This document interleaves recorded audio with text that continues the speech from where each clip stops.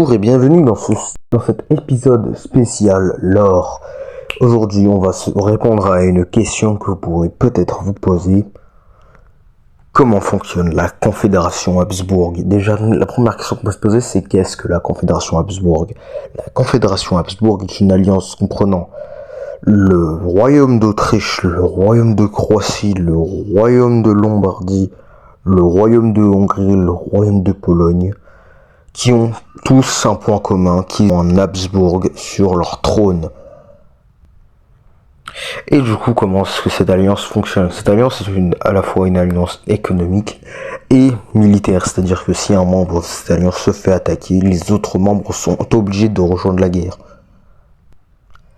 Les habitants qui sont dans les pays membres de cette alliance ont du coup un accès entre chaque pays. Vous voyez ça un petit peu comme l'Union Européenne. Si vous avez un passeport d'un membre de l'Union Européenne, vous pouvez voyager partout. Bah là, c'est à peu près la même chose dans la Confédération Habsbourg. Si vous avez un passeport d'un des pays présents dans la Confédération Habsbourg, vous pouvez voyager sans visa.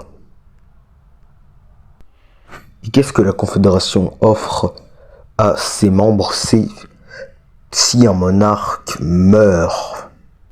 Lorsqu'un monarque membre de la Confédération Habsbourg meurt, le pays va s'unifier avec le pays qui a le monarque le plus proche.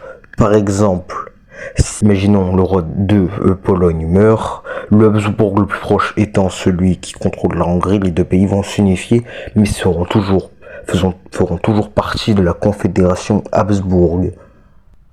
Et une fois qu'il n'y a plus le problème de monarque, par exemple, lorsqu'il y a un descendant, les deux royaumes vont du coup se rediviser et feront toujours partie de la Confédération Habsbourg, bien évidemment.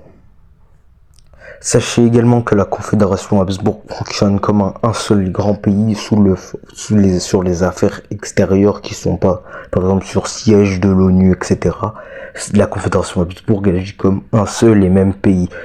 Par exemple, les lois sont plus ou moins les mêmes, avec certaines différences, mais par exemple, la puissance du Parlement est à peu près la même, avec, pour seule exception, le royaume de Lombardie.